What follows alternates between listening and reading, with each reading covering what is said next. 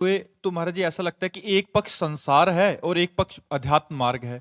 तो महाराज जी संसार में रहते हुए बहुत सारी छोटी छोटी कामनाएं हो जाती हैं कि मैं बड़ा डॉक्टर बनूं, मैं ये बनूं। तो उस स्थिति में कामना भी है मन में और अध्यात्म मार्ग में भी चलना चाहते हैं। तो महाराज जी दोनों का सामंजस्य जब अध्यात्म मार्ग में चलेगा तो जैसे एक कामना हुई कि मैं बड़ा अफसर बनूं, तो तुरंत अंदर से आएगा।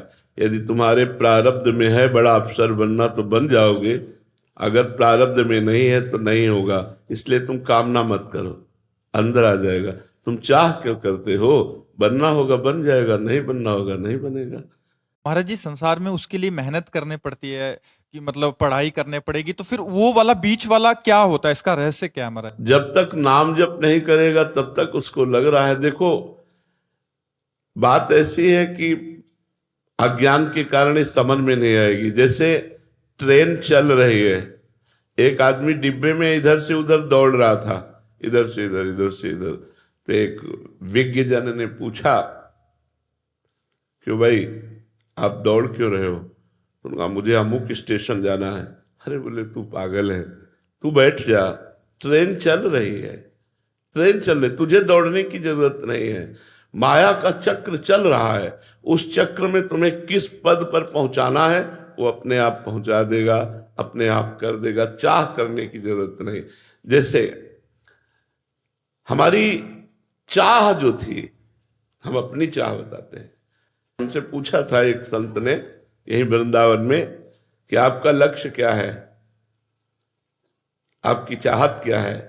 तो हम कहा हमारी चाहत है कोई मान अपमान का भान नहीं, और जब मरूं तो मेरा कोई ना हो, केवल प्रभु का चिंतन करते हुए उनमें आर्त भाव से कि नाथ मेरा कोई नहीं है। अब ये मेरी चाहत थी, तो ये चाहत पूर्ति हुई क्या? नहीं पूर्ति हुई। दुनिया का सब वैभव ये जो हमने कभी नहीं चाहा था वो भगवान ने सब फेंक दिया। ये आपके जीवन की अभी बाधा है क्या? हाँ, इसे हम कभी स्वीकार नहीं कर सकते कि हमारा सौभाग्य है। ये जरूर हम अंदर अंदर इस बात को स्वीकार करते हैं कि यदि हमारी वाणी के द्वारा, हमारी चेष्टाओं के द्वारा जगत का कुछ भी कल्याण हो रहा है, कुछ भी मंगल हो रहा है, तो भगवान की कृपा है। बका ये यश कीर्ति, ये रुपया पैसा, ये मकान दुकान, ये हमारा न लक्ष्य था न है, और ना आज हमारे नाम है कुछ। तो अन चाहे अन मांगे आगे आवेगो, जो हम आपको बताना चाहते हैं कि यदि हमारे भाग्य में वैभव लिखा है तो हम ना चाहते हुए भी वैभव संपन्न है। तो अन मांगे आगे आवेगो, जो पल लागे पल को। जैसे पलक अपने आप झपकती है, ऐसे ही अपने आप आपको जो कुछ बनना है वो परमात्मा बनाता चला जाएगा। आप चाह मत करो, आप निश्चिंत होकर भजन करते हुए अपने कर्तव्य का पालन करो। जैसे विद्यार्थी है तो विद्या अध्ययन करना उसका कर्तव्य है। अमर जी बीच वाली बात, कर्तव्य वाली बात important हाँ, हम एक आदमी जब अपने कर्तव्य का पालन करता है, धर्म का पालन करता है, तो वो चाह नहीं रखता, वो धर्म का पालन करता है। धर्म के पालन के लिए वो प्राण त्यागने के लिए तैयार है। जैसे ये हमारे भारत के आर्मी जो जवान हैं, आर्मी के, इनकी क्या चाह है? ये आपको लगता है संसारिक पुरुष है, लेकिन हमारी दृष्टि में, जो हम अपनी दृष्टि से देखते हैं, ये भागवतिक पुरुष है जो हमारे देश की रक्षा के लिए अपने प्राणों को समर्पित किए हुए अपने कर्तव्य का पालन करते हैं। बड़े से बड़े कष्ट की जगह में, जहां पानी भी पीने के लिए नहीं, बर्फ को पिघला कर केवल पीना, वहां भी ये जी सकते हैं। जहां ऑक्सीजन सही नहीं मिल रही, वहां भी ये खड़े हैं देश की रक्षा के लिए। तो ये कर्तव्य का पालन है। इनको कर्तव्य का पालन प्रेरित करता है। राष्ट्र रक्षा का जो कर्तव्य है वो प्रेरित करता है, और इतना प्रेरित करता है कि अपनी छाती पे गोली खा करके सदा सदा के लिए तिरंगे में लिपट जाएंगे, लेकिन कर्तव्य का त्याग नहीं करेंगे।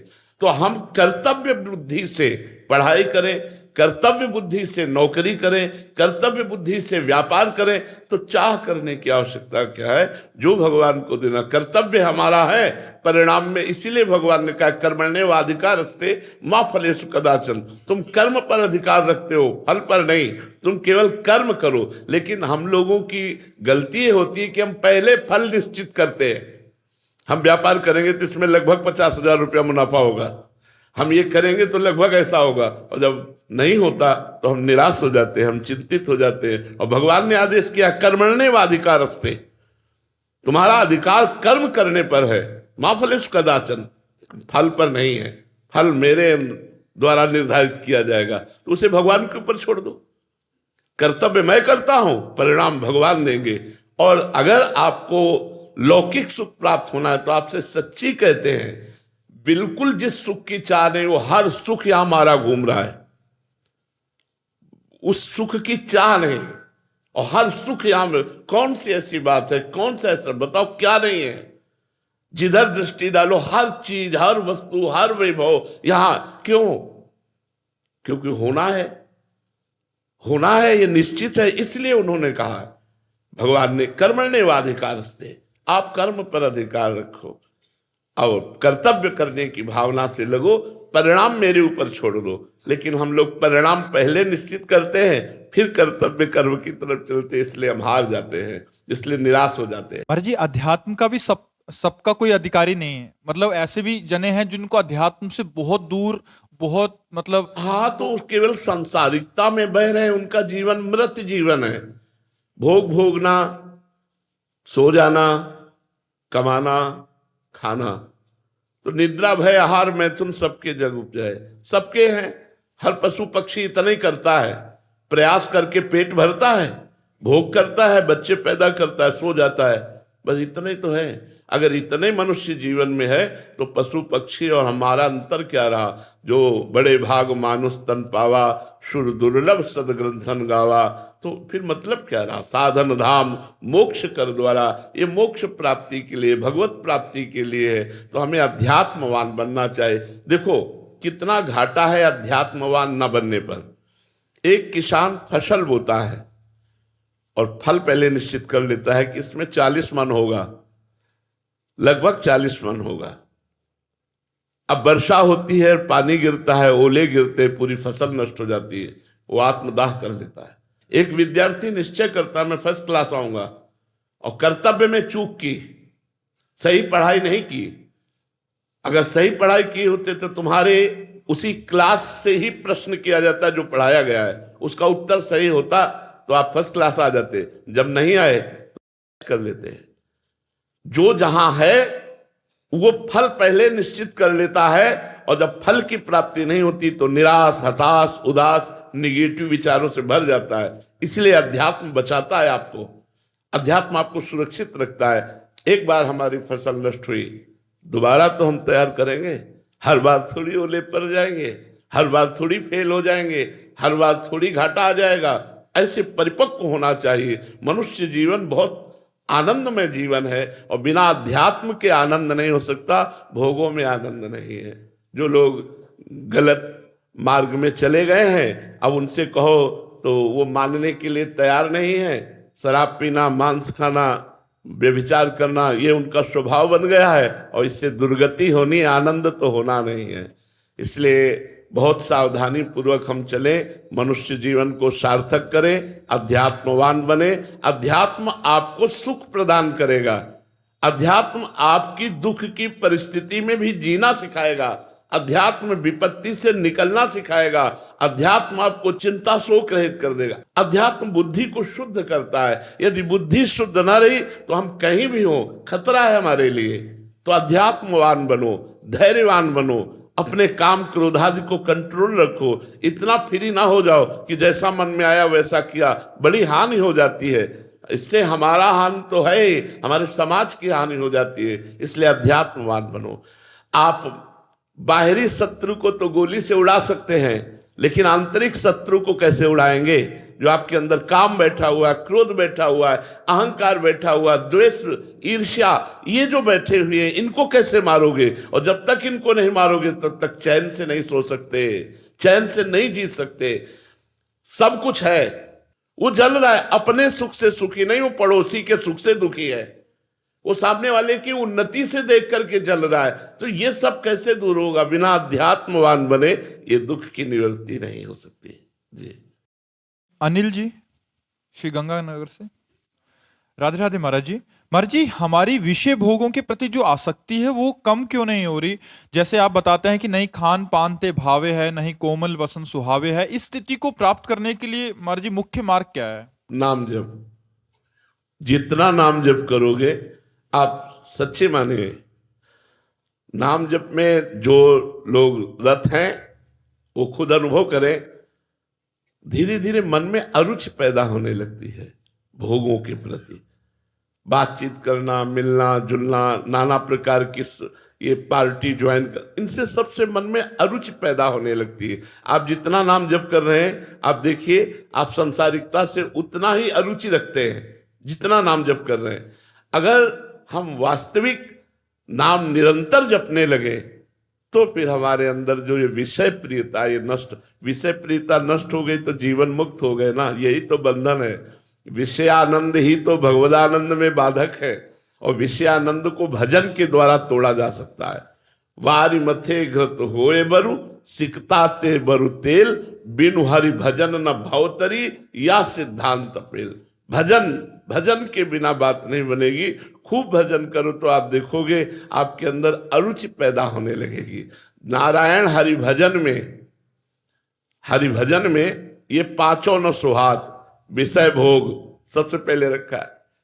विषय भोग, निद्रा, हंसी, जगत प्रीति और बहुबात, ये अच्छा नहीं लगता। आप भजन करके देखो तो आपको लगेगा कि नहीं, हमें ये नहीं चाहिए। ये नहीं चाहिए तब आता है जब हृदय में हमारे भजन चलता होता है। और जो जितना भजन कर रहा है, आप खुद अनुभव करो, उतनी आपकी अरुचि होती जा रही है। आप जो पहले थे वो अब आप में परिवर्तन दिखाई देगा। अगर आप पीछे से और अभी तक नापिए तो आपको खुद अपने जीवन में परिवर्तन दिखाई देगा कि मैं पहले ऐसा था, अब इतना हूं। तो अगर हमारी दवा काम कर रही है तो फिर 100% तक पहुंचेगी वो। अभी मान लो 90% हम बीमार हैं और 10% ठीक हो गए, तो हमें दवा पे विश्वास करना चाहिए कि 10% तो हम सुधार कर पाए, अभी 90% है। तो जिस दवा ने, जिस नाम ने हमें 10% अरुचि पैदा कर दिए, वही 100% अरुचि पैदा कर देगा। मुझे नाम जप में ही लगे रहना चाहिए। उठते बैठते, चलते फिरते, खाते पीते, काम करते हुए भी हम नाम जप करें तो हमारे अंदर की विषय प्रियता नष्ट हो जाएगी। क्योंकि जब ज्ञान होगा तो फिर ये रमा विलास राम अनुरागी, तजत बमन जिम जन्म बड़भागी। जैसे कोई उल्टी बमन नहीं खाना चाहेगा, ऐसे मन को अरुचि हो जाती भोगों से। ब्रह्मादिक के भोग सब विष सम लागत ताही, नारायण ब्रज चंद की लगन लगी है जाए। भगवान श्री कृष्ण के भजन की लगन जिसको लग गई तो ब्रह्मादिक के भोग भी उसे विष के समान लगते हैं। ये तो मर्त लोक के भोग हैं। इसलिए नाम जब अधिक से अधिक बढ़ाते रहो तो आपकी आध्यात्मिक उन्नति होती रहेगी। श्री राधा वल्लभ लाल की। विवेक अग्रवाल जी नई दिल्ली से। महाराज जी, आज समाज में और घरों में बहुत क्रोध और बिखराव देखने को मिल रहा है। महाराज जी, एक साधारण व्यक्ति अपने स्तर पर ऐसा क्या करेगी जिससे उसके आसपास प्रेम और एकता पहले बढ़े? भोजन सुधारे, भोजन खान पान सुधारे। ये मुर्गा मछली खाने वाले, ये राक्षसी बुद्धि, ये कभी शांति प्रदान नहीं कर सकती। अपने को जो बहुत वीआईपी समझते हो और दूसरे शरीरों को उबाल उबाल के काट के खाते हो, तुम्हारी दुर्गति हो जाएगी। जो कोई भी हो, जो आपका सामाजिक प्रश्न है, कोई पर्सनल प्रश्न नहीं है, जहां दुर्गति का कारण है, जो अशांति का कारण है, उसे आप बढ़ा रहे हैं। जैसा खाए अन्न वैसा बने मन। आप अघोर राक्षसी भोजन करोगे तो काम क्रोध लोभ मोह मद मत्सर नहीं सताएंगे तो और क्या भगवान की याद आएगी, भगवान का प्रेम आपके अंदर स्फुरित होगा। अरे यहाँ तक कि हम जब साधना में कदम रखने की चेष्टा करते हैं तो प्याज लहसुन तक बंद करवा दिया जाता है, क्योंकि वो तमोगुणी है, वो हमारे भजन में विक्षेप डालेगा। तो जो अपवित्र भोजन करते हैं, अपवित्र व्यवहार करते हैं, अपवित्र विचारों से युक्त नहीं रहेंगे तो और क्या होगा। आज हमारे समाज में जो अपवित्रता बढ़ रही है उसका कारण खान पान कुसंग है। हमारा खान पान ठीक नहीं, हमारा संग ठीक नहीं है। जिनको मतलब इस समय संयम में चलकर आगे बढ़ना चाहिए, वो हमारे बच्चे व्यसन में जा रहे हैं, नशा कर रहे हैं, व्यभिचार में उतर रहे हैं, गंदी भावनाओं में उतर रहे हैं, उन मनोरंजन में लग गए। अब वो क्या विद्या अध्ययन करे। स्मृति तो एक है, मन तो एक है, वो या भोगों में चला गया, या आप पढ़ाई में लगा लो, या आप भगवान में लगा लो। तो मन को हमने गंदे आचरणों में लगा। आज हमारी समाज गंदे आचरणों की तरफ बढ़ रही। आप विश्वास मानिए, जब हम बचपन में थे तो गांव में अगर शाम के घूम जाओ तो 10 जगह लालटेन रखे हुए लोग रामायण पढ़ रहे हैं, 5 लोग बैठे सुन रहे, कहीं कोई भागवत कोई गीता, ऐसे गांव में। तो जिधर देखो उधर कोई भागवत सुना रहा, शाम टाइम अपने अपने काम करके सब बैठे हुए हैं, कोई रामायण गा रहा है, 4 लोग बैठे हुए हैं। आज मोबाइल से ही फुर्सत नहीं। दुनिया का प्रपंच मोबाइल में भरा है, तो वो प्रपंच हमारे दिमाग में भरा, और वो दिमाग में भरा प्रपंच क्रियाओं में उतर गया। इसलिए आप समाचार को सुनिए, क्या हो रहा है समाज में। अधिक से अधिक गंदगी का व्यवहार बढ़ रहा है, अधिक से अधिक गंदगी का व्यवहार बढ़ रहा है। तो इसका कारण है हमारा देखना, हमारा सुनना, हमारा बोलना, हमारा खाना, हमारा पीना। यदि हम अध्यात्म से जुड़े और खान पान संभालें, देखना सुनना बोलना संभाले, तो हमारा चिंतन ठीक हो जाए, और चिंतन ठीक हो जाए तो क्रियाएं अपने आप ठीक हो जाएंगी। खास बात चिंतन ठीक होना है। और जैसा खाओ अन्न वैसा बने मन, जैसे पियो पानी वैसी बने वाणी, ऐसा तो देहाती कहावत है। देहात में लोग ऐसा कहते हैं। अगर हम शराब पिएंगे, अगर हम गंदे भोजन करेंगे, हम गंदे दृश्य देखेंगे मोबाइल में और गंदी बातें करेंगे, तो हमारा समाज कहाँ जाएगा, गंदगी की तरफ ही जाएगा। और आज प्रायः हम तो सौभाग्यशाली समझते हैं, आप लोगों को भी और अपने को भी, कि आप कृपा करके आए हमारी बात सुन रहे हैं। ये सौभाग्यशाली हम अपने को समझते हैं, नहीं तो हम बोलते रहे कौन सुनने वाला ना हो तो क्या है। बोलने का महत्व सुनने वालों से है, सुनने वालों से बोलने का महत्व है। नहीं माइक लगा के बोलते रहे, कोई सुनने वाला ना हो तो क्या कर सकते हैं। तो ये आप बड़ा परोपकार कर रहे हैं अपने ऊपर भी और समाज के ऊपर भी, क्योंकि आप सुधरे तो समाज का एक हिस्सा सुधर गया।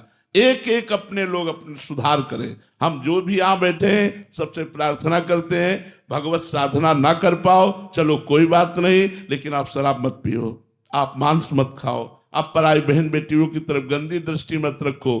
थोड़ा बने, 24 घंटे में 24 मिनट आप हमें दे दीजिए और राधा राधा राधा राधा नाम जप कीजिए। देखिए आपका मंगल होता है कि नहीं, परम मंगल हो जाएगा। आप गलत आचरण त्याग कर भगवान नाम का आश्रय लीजिए, और उच्च कोटि की साधनाएं तो जो भगवान कृपा करते हैं तब धारण करने का सौभाग्य मिलता है। इसलिए नाम जप करो और अच्छे आचरण से चलो। राजेंद्र सत्यदेवा जी। राधे राधे महाराज जी। महाराज जी, जीवन का उद्देश्य क्या है? जीवन को धर्म अनुसार कैसे जिया जाए? जीवन का उद्देश्य भगवत प्राप्ति, और भगवत प्राप्ति का जब लक्ष्य बना लोगे तो अपने आप चलने लगोगे। लक्ष्य में बड़ी भारी ताकत होती है। जो हमारा लक्ष्य बन जाता है कि हमको ऐसे चलना है, हमको अमुक जगह पहुंचना है, तो हम में पावर आ जाता है। लक्ष्य में पावर है। प्रिया प्रीतम की प्राप्ति करनी है, भगवत प्राप्ति करनी है, तो यही तुम्हें धर्म से चलना सिखा देगा। जब हमारा लक्ष्य भोग होते हैं और हम भक्ति करते हैं तो नाटक बन जाती है, और जब हम भोगों में होते हैं और लक्ष्य भक्ति होती है तो हमारी वही भक्ति प्रकाशित हो जाती है। हमारी बात को समझना। चक्रवर्ती सम्राट महाराज अम्बरीश समस्त भोगों के बीच में रहते हुए भगवान की अनन्य भक्ति के द्वारा ऐसे रिझा लिया कि सुदर्शन चक्र उनकी सुरक्षा में रहता था। अंगरक्षक के रूप में सुदर्शन भगवान स्वयं रहते थे। तो जब चक्रवर्ती सम्राट से ऐसी भक्ति हो सकती है, तो आप 2-4 परिवार वाले अपने घर में रहकर क्यों भक्ति नहीं कर सकते? भगवान की भक्ति बहुत कृपामयी है। सुख, शांति, आनंद, परमानंद, इसी जन्म में भगवत प्राप्ति, ये सब भक्ति के द्वारा हो जाएगा। बस हमको चाहिए कि हम लगे रहें भगवान के चरणों में, नाम जप करते रहें, सदग्रंथों का पाठ करते रहें, संत जनों की वाणी सुनते रहें, अवसर मिले तो परोपकार कर दें। इसी से हमारे धर्म का पालन होगा और लक्ष्य दृढ़ हो जाने पर हमें भगवत प्राप्ति निश्चित होगी। हमारा लक्ष्य हो जाए कि मानव जीवन व्यर्थ नहीं जाने देंगे, इसी जन्म में हम भगवत प्राप्ति करेंगे। कुछ भी हो जाए, हम 100 बार गिरे, 1000 बार गिरे, तो भी हमारा जिद्दी स्वभाव यही कहेगा मैं परास्त नहीं होऊंगा, मैं आगे बढ़ूंगा, मैं भगवान की शरण तक जाऊंगा, तो निश्चित भगवान की प्राप्ति हो जाएगी। इसमें